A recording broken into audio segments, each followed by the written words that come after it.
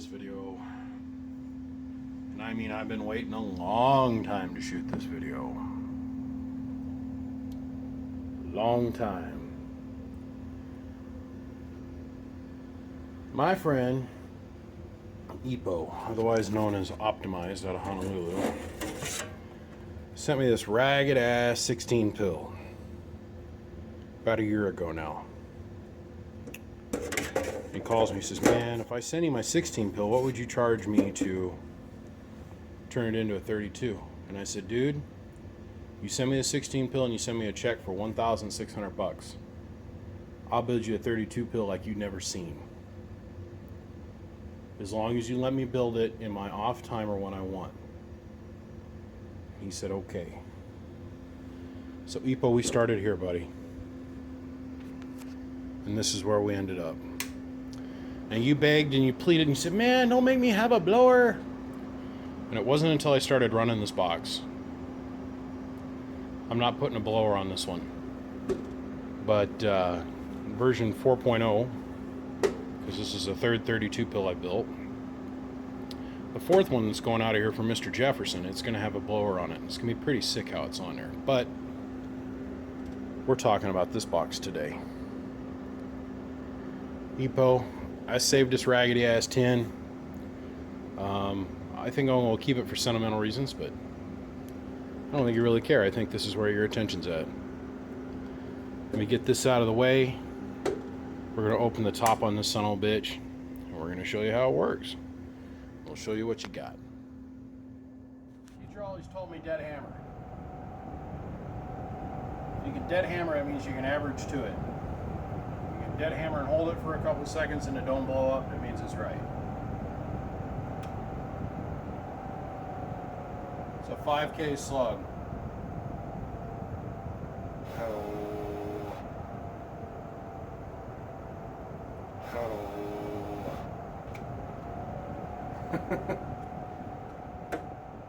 Let's get on with it here. I built this about 3 months ago, and I've been limited on a couple different things that I needed to make this happen. I've been limited on bench power supply. I've been limited on bench power distribution. It's a hell of a thing to have 700 amps at your workbench that you can just tap into and run whatever you want with it. 800 amps. I've got this little project plus a couple other big ones coming up where I needed to upgrade, so it took some time, and thank goodness the guy on the other end, he's not ready to get this box yet. He's still working on his truck, but he's close. So it's time to get this pushed out the door. So I started fooling around with it yesterday, and I got her all tuned out to where I want it to be. But remember, we started with a ragged 16 pill, and this is what I built him.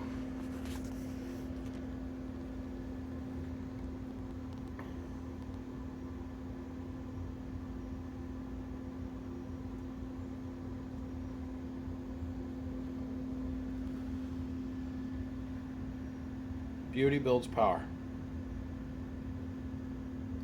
Now, I've heard this box referred to and seen it referred to on Facebook and multiple other places as Frankenstein's spine.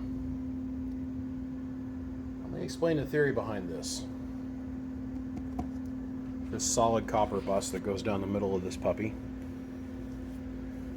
When I look at the other boxes, I kind of cringe, because you're asking this little tiny piece of phenolic on this board to carry all the current.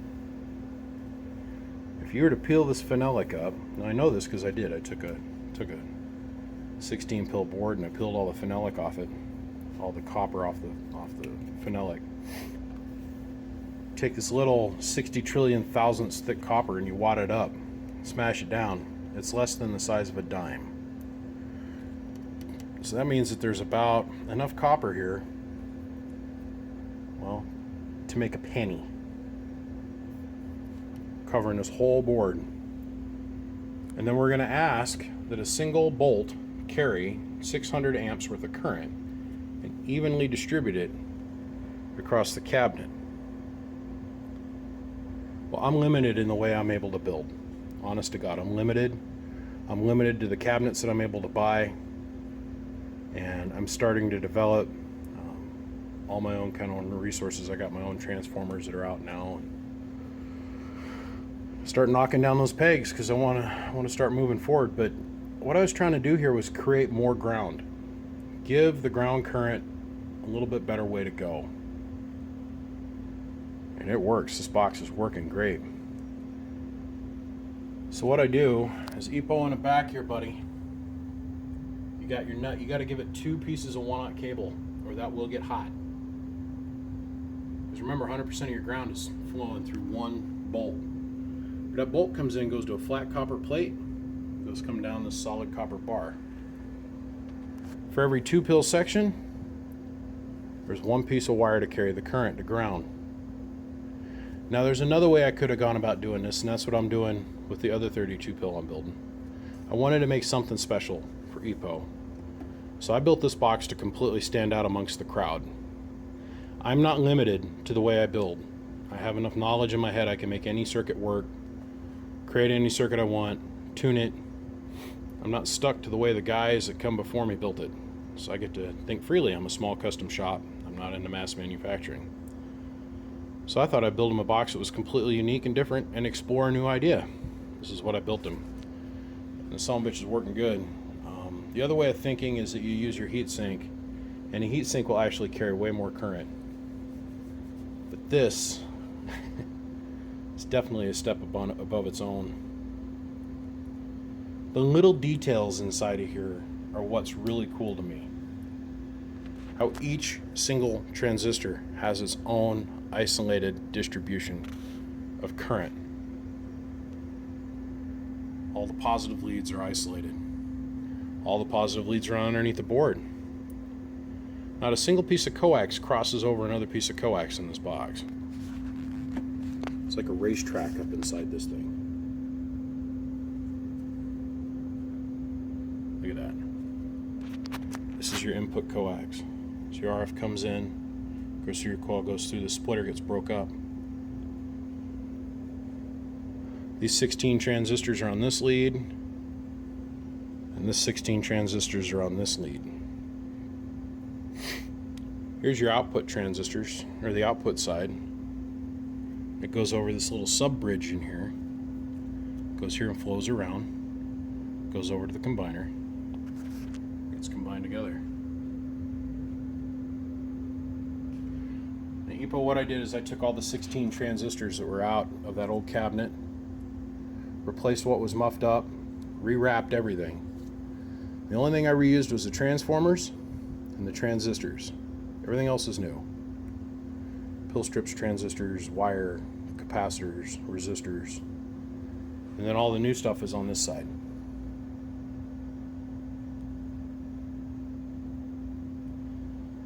Every single part in here, dude, is matched within 1% of its accompanying part. Every 120 puff resistor, every 100 ohm resistor, every 10 ohm resistor.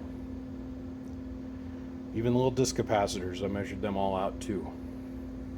And that kind of detail really stands out in the performance operation. Now, I went ahead and I put the mirror boards in this for you, like you asked for, EPO.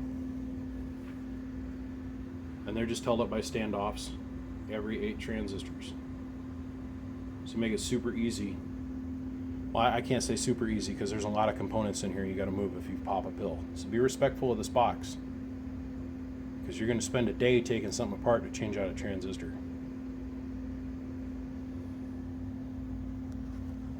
Frankenstein's spine.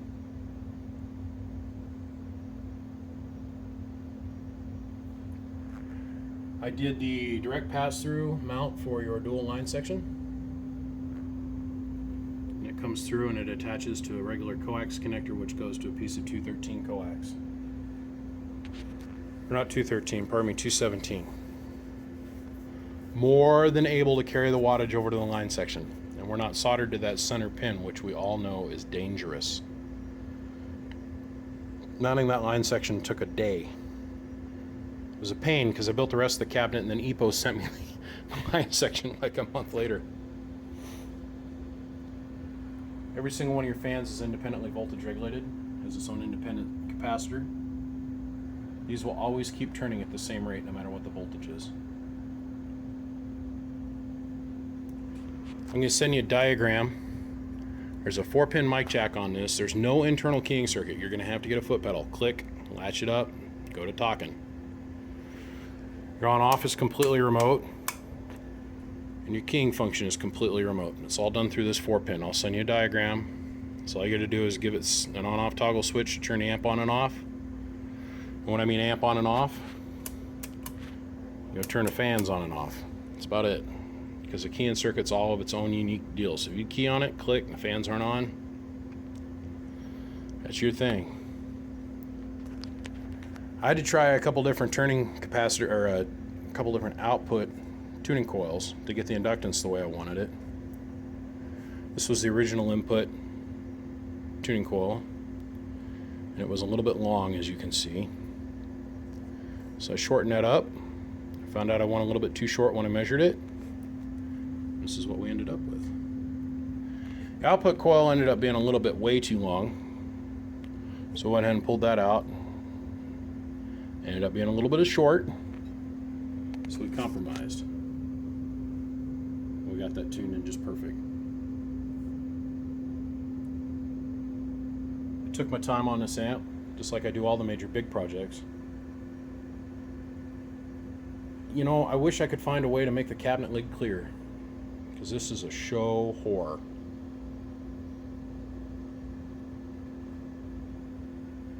Alright. Let's see what it does. And take number 7 or 8. Everything happened from the phone ring to the family walkout to neighbor come over to see what I'm doing to, oh man. I don't understand how much time it takes to do one of these videos and do them right. Okay, I'm gonna hop up on my soapbox real fast. Look guys, I'm trying to lead this new movement in the radio world. It's called Let's Keep Our Parts Around for as long as we can. And if you volt, you're flirting with the devil, and it's foolish. If you put this amp on 16 volts, you're going to get 9,000 plus watts out of it. That's all there is to it. Probably 10,000 plus. Today we're going to run at 14 flat, probably 13.98. There's a whole bunch of tank batteries attached to those two blocks. There's 700 amps worth of generation attached to those two blocks. The cold crank amp hours for these is like 70 or 80,000 amps. There's 1,200 amps worth of capacitance at 11.7 volts present on those blocks. We're not for a lack of current. By the way, thank you, Advocate. Thank you, Mr. Black, for the use of your 2x8. It's $72.50 a transistor. To volt your box to get a couple thousand more watts out of it, to me, is not very smart. It's not.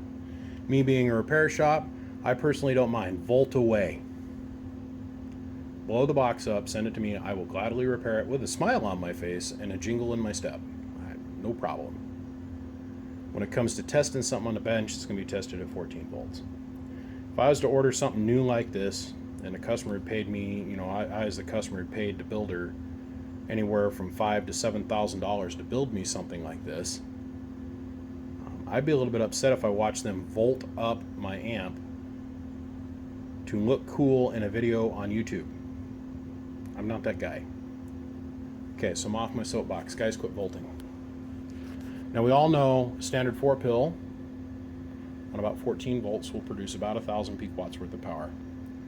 So for every 4 transistors in this thing, we're going to see 1,000 watts. So guess what? 4,000, 4,000, total of 8. We're going to see 8,000 watts out of this. Shocker. Whoa. I'm just talking at you guys. Talking at the radio community. I know this video is going to get spread around a bunch. I'm telling everybody the same thing. We got to stop volting. If you want something that runs at 20 volts, great. I've got transistors that run at 20 volts, not designed to run at 12.5. I've never understood that. I don't get it. I mean, I'm getting ready to build a 16-pill 2510 box. That's going to produce, what? Twice the amount of power this thing's going to put out. Just saying. And that's going to run on 20 volts. It's designed to run it. That's what the guy's system runs at. Okay. Look. 14 volts flat. Let's get on with testing. There's a 5K slug. We are currently in the 1X position. We're gonna run this in 1X and 2X. So we're gonna read that bottom scale. On the 1X position, the 2X position, we're gonna go to the middle scale. So the bottom scale, the 20, we're gonna add 2 zeros to it. Or pardon me, on the 1X position, we're gonna read that middle scale, okay? The 10 with plus 2 zeros, so that's 1,000. 20 is 2,000. 30 is 3,000, and so on. When I go to the 2X position, we're gonna read that bottom scale. The 20 now turns into 2,000. It's the beauty of the multiplier. It saves you a lot of money on slugs, and it's as reliable as you could possibly get. Okay, 1,000 watt slug in average, 5 watt slug in reverse. The 1,000 watt slug is just gonna flop all over the damn place. It's because the Striker's throwing it off, got a different radio coming, not a big deal. Big batteries, big capacitance. 2x8, which is gonna give us about 1,800 watts worth of drive. We're gonna kick that in the 32, we're gonna see 8,000 watts. All right. 5 watt slug between the 955 and the 2x8 and the 32. So now we're going to just talk through the box. The amp is unkeyed. Audio. We're seeing a half a watt of reflect. That's not bad, taking into account all the different impedance bumps to get around to the 10,000 watt bird dummy load. I mean, that's good. So let's go ahead and let's key the 32. Let's actually make it build some power. We're keyed. Hello. Hello. Hello.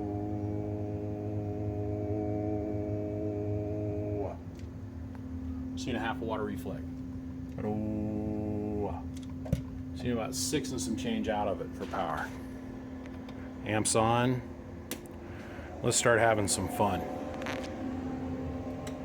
Hello. Now we all knew it was going to do that.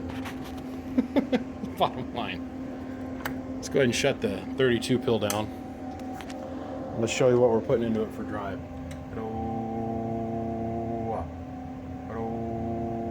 About 17 and some change, like I said.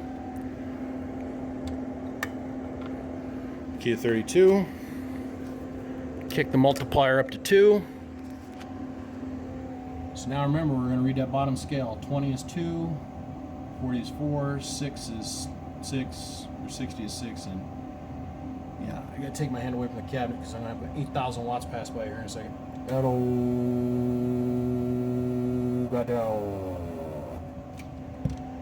7,900 to 8,000 watts with little to no effort.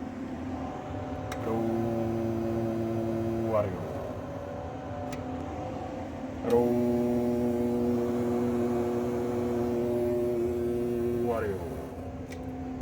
8,000 mythical watts out of a 32 on 13.5.